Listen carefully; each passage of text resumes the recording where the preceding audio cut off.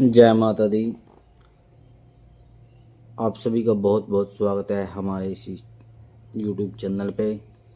आज हम आपको दुर्गा सप्तशती में चौथे अध्याय का अध्ययन करेंगे, जिसमें इंद्रादि देवताओं द्वारा देवी की स्तुति का ध्यान कैसे किया जाता है।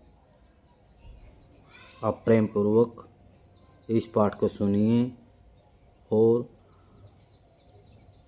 देवी माँ भगवती का पाठ करके आप हर प्रकार से अपने जीवन की सभी बुराइयों को दूर कर सकते हैं।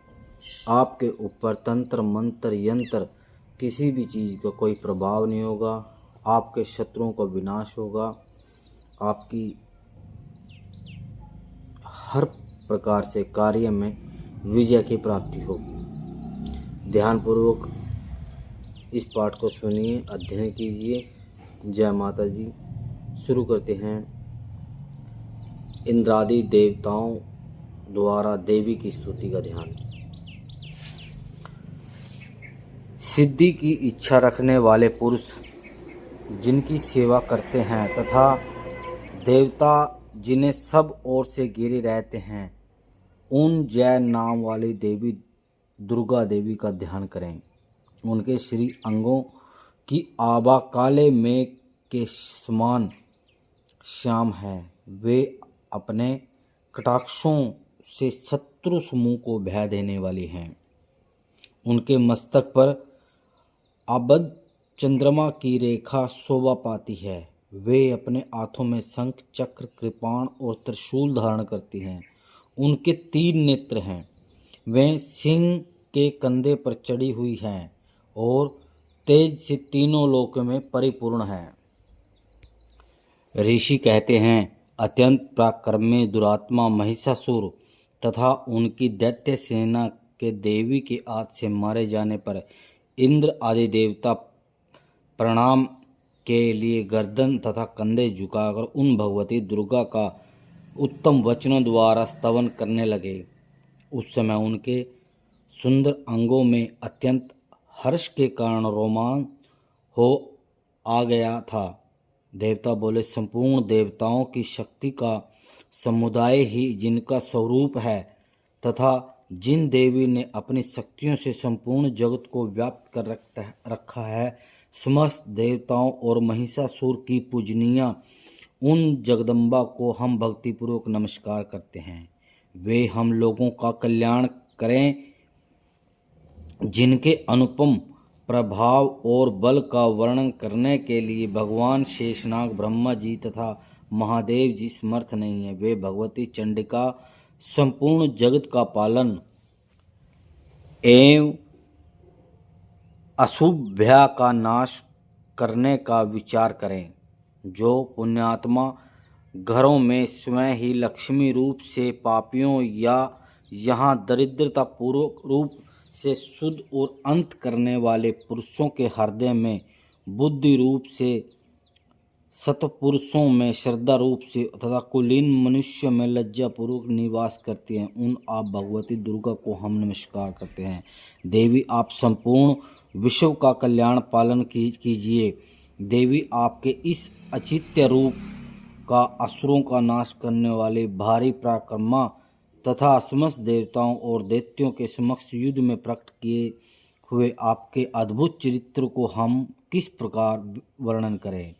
आप संपूर्ण जगत की उत्पत्ति के कारण आप में सत्वगुण, रजोगुण और तमोगुण ये तीनों गुण मौजूद हैं, तो भी दोषों के साथ साथ आप संसर्ग नहीं जान पड़ता। भगवान विष्णु और महादेव आदि ने देवता भी आपका पार नहीं पाते। आप ही सबका आश्चर्य हैं। यह समस्त जगत आपका अंशभूत है, क्योंकि आप सबकी आदिभूत अव्यक्रिता परा तथा प्राकृतिक है। देवी, संपूर्ण जगों में जिसके उच्चारण से सब देवता तृप्ति करते हैं, वह स्वहा आप ही है। जिसके अतिरिक्त आप पितरों की तृप्ता कर कारण हैं, अतएव सब लोगों को स्वदा भी कहते हैं। देवी जो मोक्ष की प्रति प्राप्ति का साधन है, अचिंत्य है, महाव्रत स्वरूप है, समस्त दोषों से रहित, जितेंद्रिय तत्वों को ही सार वस्तु मानने वाले तथा मोक्ष अभिलाषा रखने वाले मुनिजन जिनका आभास करते हैं, वे भगवती परा विद्या आप ही हैं। आप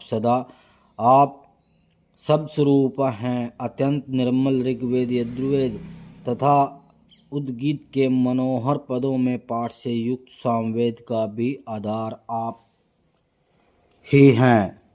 आप देवी त्रय तीनों वेदों में भगवती छहों ऐश्वर्य में युक्त हैं। इस विश्व की उत्पत्ति एवं पालन के लिए आप ही वार्ता, खेती एवं आजीविका है के रूप में प्रकट हुई है। आप संपूर्ण जगत की घोर पीड़ा का नाश करने वाली देवी, जिससे समस्त शास्त्रों के सार का ज्ञान होता है, वह मेगा शक्ति आप ही हैं। दुर्गम भव सागर से पार उतारने वाली नौका रूप देवी दुर्गा भी आप ही हैं। आपकी ही कहीं भी आसक्ति नहीं है। कैटभ के शत्रु भगवान विष्णु के वक्ष स्थल में एकमात्र निवास करने वाली भगवती तथा लक्ष्मी तथा भगवान चंद्रशेखर द्वारा सम्मानित गौरी देवी आप ही हैं। आपका मुख मंद मुस्कान से सुशोभित, निर्मल पूर्ण चंद्रमा के बिंब का अनुकरण करने वाला और उत्तम स्वर्ण की मनोहर कांति कमनीय है, तो भी उसे देखकर महिषासुर को क्रोध हुआ और सहसा उसने उन पर प्रहार कर दिया। यह बड़े आश्चर्य की बात है।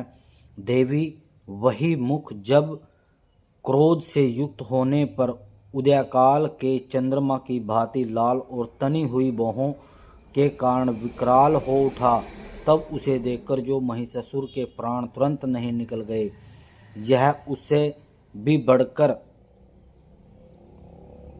आश्चर्य की बात है, क्योंकि क्रोध में भरे हुए यमराज को देखकर भला कौन जीवित रह सकता है। देवी आप प्रसन्न हो,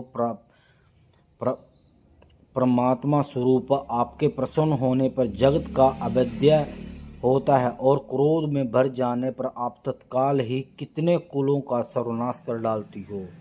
यह बात अभी अनुभव आई है, क्योंकि महिषासुर यह विशाल सेना क्षण भर में आपके कोप से नष्ट हो गई और सदा अम्बुयद्या प्रदान करने वाली आप जिन पर प्रसन्न रहती है, वे ही देश में सम्मानित होते हैं। उन्हीं को धन और यश की प्राप्ति होती है।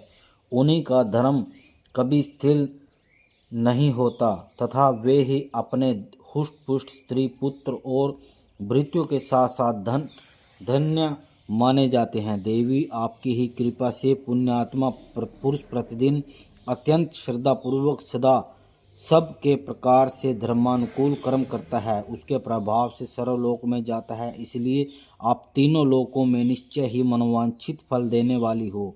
माँ दुर्गा आप स्मरण करने पर सब प्राणियों का ब्याह हर लेती हो और स्वस्थ पुरुषों द्वारा चिंतन करने पर परम कल्याण में बुद्धि प्रदान करती हो। दुख दरिद्रता और ब्याह हरने वाली देवी आपके सिवा दूसरी कौन है, जिसका चित्त सबका उपकार करने के लिए सदा ही दयाई रहता हो। देवी इन राक्षसों के मारने से संसार को सुख मिले तथा ये राक्षस चिरकाल तक नरक में रहने के भले ही पाप करते रहे हों, इस समय संग्राम में मृत्यु प्राप्त होने में स्वर्गलोक में जाएं। निश्चय ही यह सोचकर आप शत्रुओं का वध करती हो। आप शत्रुओं पर शस्त्रों का प्रहार क्यों करती हो? समस्त असुरों को दृष्टिपात मात्र से ही भस्म क्यों नहीं कर देती? इसमें भी एक रहस्य है। ये शत्रु भी हमारे शास्त्रों से पवित्र होकर उत्तम लोकों में जाएं, इस प्रकार उनके प्रति भी आपका विचार अत्यंत उत्तम रहता है। खड्ग के तेज की भयंकर दीप्ति से तथा आपके त्रिशूल के अग्रभाग से घनीभूत प्रभा चोगिया कर जो असुरों की आंखें फूट नहीं गई, उसी के कारण यही था कि वे मनोहर राशियों में युक्त चंद्रमा के आनंद प्रदान करने वाले आपके इस सुंदर मुख का दर्शन करते थे। देवी आपका शील दुराचारियों के बुरे बर्ताव को दूर करने वाला है। साथ ही यह रूप ऐसा है जो कभी चिंतन में नहीं आ सकता और जिनकी कभी दूसरे से तुलना नहीं हो सकती, तथा आपका बल और पराक्रम तो उन दैत्यों का विनाश करने वाला है जो कभी देवताओं के पराक्रम को भी नष्ट कर चुके थे। इस प्रकार आपने शत्रुओं पर अपनी दया ही प्रकट की है। वरदायिनी देवी आपके इस पराक्रम में किसके साथ तुलना हो सकती है, तथा शत्रुओं को भय देने वाली एवं अत्यंत मनोहर ऐसा रूप भी आपके सिवा और कहाँ है। हृदय में कृपा और युद्ध में निष्ठुरता, ये दोनों बातें तीनों लोकों के भीतर केवल आप में ही देखी गई हैं। माते, आपने शत्रुओं का नाश करके इस समस्त त्रिलोकी की रक्षा की है।